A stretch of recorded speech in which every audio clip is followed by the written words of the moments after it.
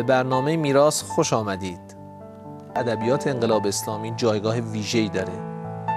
تولید این ادبیات توسط رهبر فرزانه انقلاب صورت گرفته. تا به حال فکر کردید از ابتدای انقلاب اسلامی ریزش‌ها و رویش‌ها باعث چه اتفاقاتی شده؟ قصد داریم در این برنامه میراث به همین موضوع مهم بپردازیم. بزن رو ترمز. اول برنامه یه تنظیم فرمود برات بکنم که خودتو گم نکنی. چرا تو جلو دوربین افه میای اینور و اونور و اینور و اونور میشی و ورجه ورجه میکنی، ولی من آروم و با کلاس میشینم سر جام اینجوری. بحثش استراتژیکیه. تفاوت درد و درمونه. درد و اگه سر و ته هم بکنی از اونورم بخونی باز میشه درد، ولی درمون اگه سر و ته بشه میشه نامرد. حالا خودتو جمع جور کن. اگه بخوای با من مصاحبه کنی مؤدب بشی رو صندلی، وگرنه همچین میذارم که شکمت تو زمین خط و ترمز بندازه. بعدش هم دیگه سر و ته بمونی تا آخر عمر. همه حرفاتم تا حالا هیچ، صفر صفر. از اول برنامه رو شروع کن.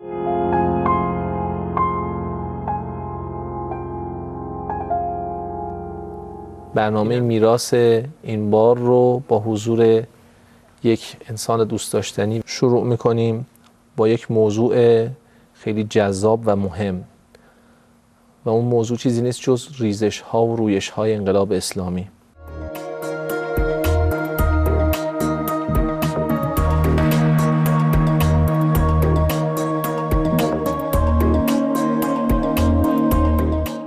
خدمت برادر بزرگوارمون هستیم که وقتشون رو در اختیار ما قرار دادن و قرار امشب ما استفاده بکنیم. خدمت بینندگان صحبتی اگر دارید برای شروع بفرمایید. صحبتی اگه دارم؟ نه خیر، بنده صحبت نداشتم، اومدم اینجا پارکور بازی کنم. این ریزش ها و رویش ها در ادبیات انقلاب اسلامی شاید به این شکل نخستین بار در یکی از سخنان مقام معظم رهبری مطرح شد. در مورد اصل این قضیه و معنای اصطلاحی اون تاریخ خود انقلاب اسلامی رو بخوایم در واقع بررسی بکنیم، به خصوص ریزش ها رو مصداقی یا جریان شناسانه بررسی بکنیم و یه خورده علتیابی بکنیم. ریزش یعنی همون بریدگی، هم در مردم هم در نخبگان. ریزش فقط تو نظامه. مردم کی با نظام بودن که مثلا ازش ریزش کنن؟ آیا مردم جمهوری اسلامی رو میخوان هنوز یا نه؟ تو شوت کجایی که میخوای این سوالو من تو تلویزیون جواب بدم؟ فکر کنم اون موقع که شعور تقسیم میکردن تو یا ریزش کرده بودی یا هنوز رویش نکرده بودی. بحث عوض کن میرم. شما ما رو بهت زده کردیم، برای اینکه من فکر میکردم ما بیشتر راجع به ریزش ها صحبت خواهیم کرد، ولی برای من مسجل شد. خدمت شما عرض میکنم اینکه ریزش بیشتر تو خواص اتفاق افتاد. آره، بحث انواع ریزش تو نظام حالا برات میگم. یه سری مثل مو میریزن بی بازگشت. فضای نظام هم با ریزش خودشون عوض میکنن چون زیاد هستن دیگه. شما نگاه کن، سری که مو داره شامپو میخواد، ولی وقتی کامرجیخ فضاش عوض میشه دیگه. شوشه شورم مسئلهشو حل میکنه. مثال این ریزشی ها رئیم صفویه که خیلی هم تابلو شد وقتی فرمانده سپاه پاسداران برید. میریزه و تمام دیگه، با سیلیش هم نمیشه چسبوندش. مثل این زیاد داریم. یه سری میریزن دیگه به درد نمیخورن، ولی ادای به درد بخور رو در میارن. مثل سبزعلی رضایی، کاندیدای مادام العمر ثابت دائمی غیر قابل تعویض. بهش میگم بابا انتخابات تموم شد، یه کاری برای خودت جور کن. نمیشه که تا آخر عمرت بگی شغل من کاندید انتخاباته، ولی حالیش نیست، هنوزم تو فضای انتخاباته.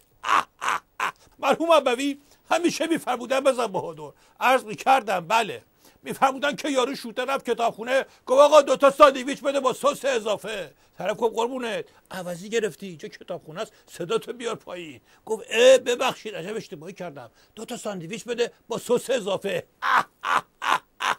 آیا میتونیم استقبال بکنیم از این که در واقع این ریختنها اتفاق بیفته و کم کم این خالص‌سازی روی بده؟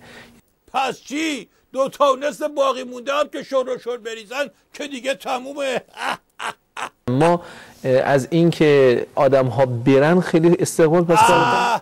مرحوم عوضی همیشه میفرمودن بزن بهادر، عرض میکردم بله، میفرمودن که خدا آدمو خر بکنه گرفتار خر نکنه. اینقدر پارازیت وسط حرفای من ننداز. داشتم میگفتم یه سری هم از تو ریزش کردن، از بیرون سعی میکنیم بگیم که رویش کردن، ولی تا یه باد بهشون بخوره یه بوگندی بلند میشه که بیا و ببین. این ولایتی مقام عظما دست کرد تو جیب عباش و چند تا کاندید رو کرد که یک کم این یارو بود، اینا رو کاشت و آب داد و کود داد به خوردشون که براش مسئله حل کنن.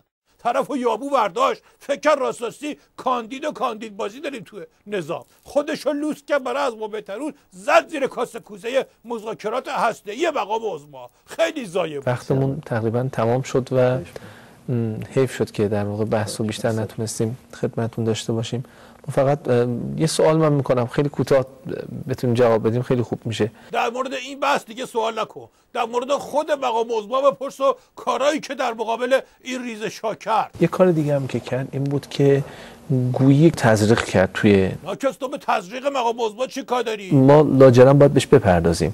دلایل عمده‌اش به همین بحث ریزش برمیگرده، ریزش پشم کلاهشون، یعنی عمامه‌شون در انتخابات اخیر مصرف موادشون به خاطر همین ریزش اساسی رفته بالا. شاید قبل از اون اینطور نبود. نه اینطوری نبود، حتی می‌خواستین کم کم بندازیمشون تو خط ترک و مصرفشون رو بیاریم پایین.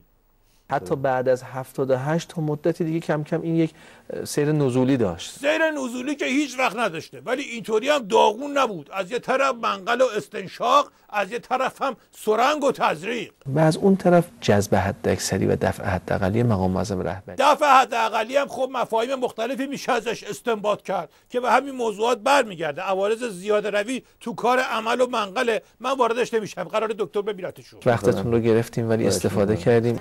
در پایان از خداوند بزرگ میخوایم که خداوندا ما را خط امامی نگاه دار بدون دفع حداقلی.